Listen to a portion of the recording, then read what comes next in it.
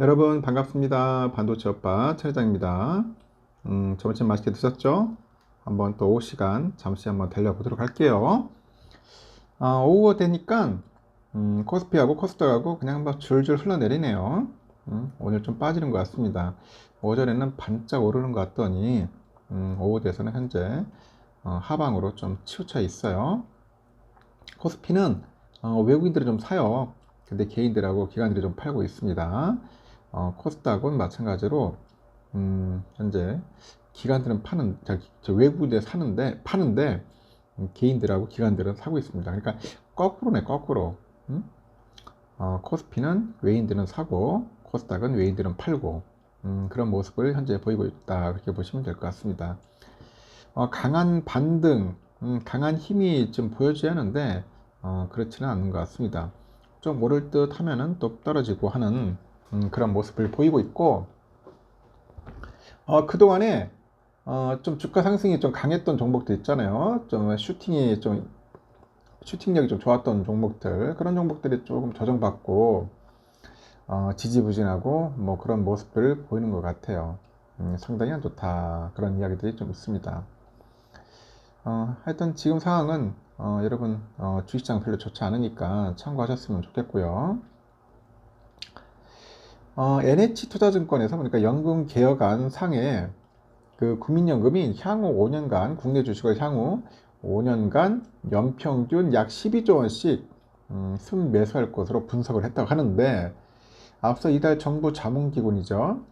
자문기구인 국민연금 재정계산위원회가 국민연금 개혁 관련 보고서를 공개를 했어요. 이 보고서를 보니까 세부 시나리오 18개가 담겨 있어요. NH투자증권은 위원회가 제안한 그 주력 요소인 연금 보험료 15%, 뭐 지급 개시 연령 68세, 기금 투자 수익률 1.0%포인트, 그런 인상 등을 기본 전제로 이제 분석을 한 것 같습니다. 이 세 가지 방안을 동시에 시행하는 경우 국민연금의 적립액은 2082년까지 한 8,797조 원으로 늘게 된다고 합니다. 이날 보고서에서 기금 투자 수익률 목표치를 현행 4.5에서 5.5%로 높이는 것은 전략적 자산 배분상 위험 자산 비율을 높이는 것과 연관된다고 합니다.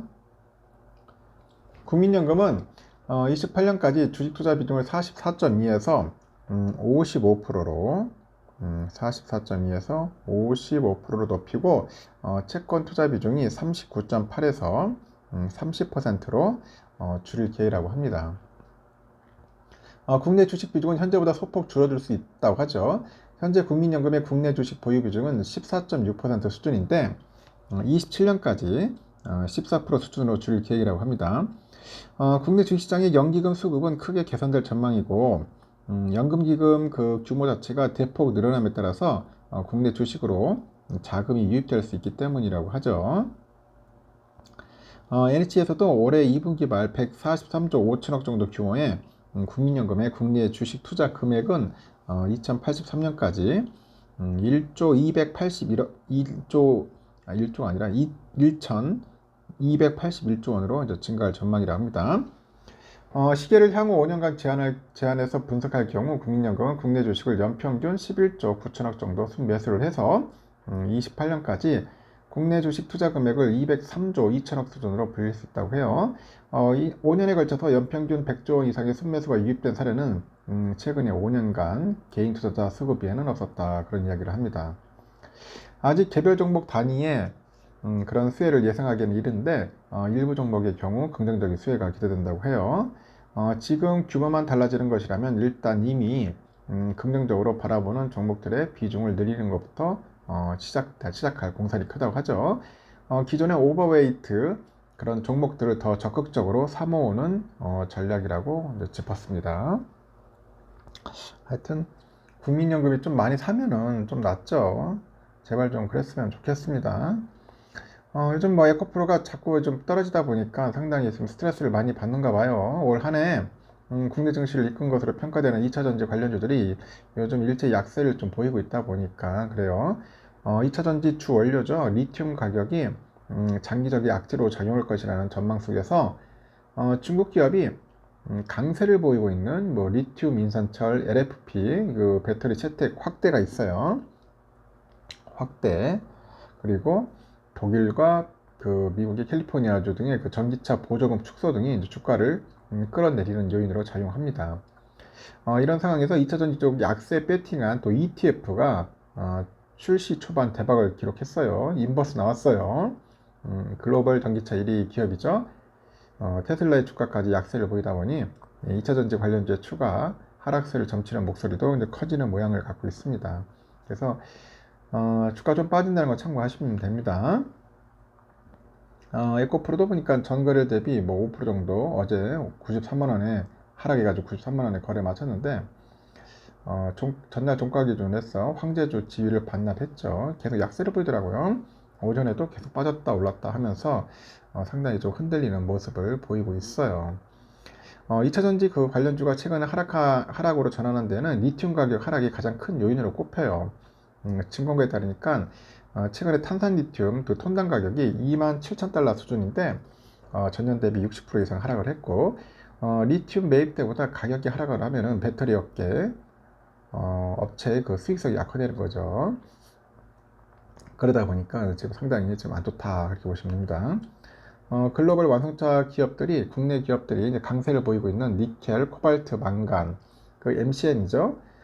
이 NCM 3원계 배터리 그 대신에 중국 기업 양산 중인 LF 배터리를 채택하는 사례가 또 급증해요. 왜냐? 싸고 그냥 성능이 그럭저럭 쓸만해. 그러다 보니까 중국산 LFP를 막 사들이다 보니까 이게 또 부담 요인으로 된다. 그런 이야기들도 있습니다. 일단은 삼성은 오늘 보니까 계속 좀 뭐 약간 횡보라기보다는 약간 소폭 상승으로 흘러갈 것 같아요. 일단은 오후샷 좀 더 지켜봐야 할 것 같은데 왜 그러냐, 지금 개미들이 계속 팔고 있습니다. 엄청나게 팔고 있고 외인들하고 기관들은 사고 있고, 지금 외인과 기관의 그 줄다리기가 상당히 강합니다.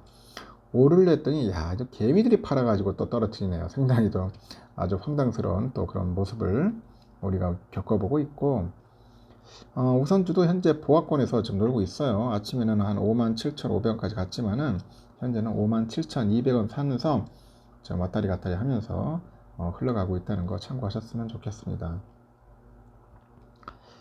그리고 중국은 보니까 상해 지수가 좀 빠지네요. 3112.88, 0.77% 빠지고 있고, 홍콩 항생도 0.2% 정도 하락을 하고 있어요. 홍콩 H 0.37% 정도 현재 빠지고 있고, 일본 니케이도 0.3% 정도 빠지고 있습니다.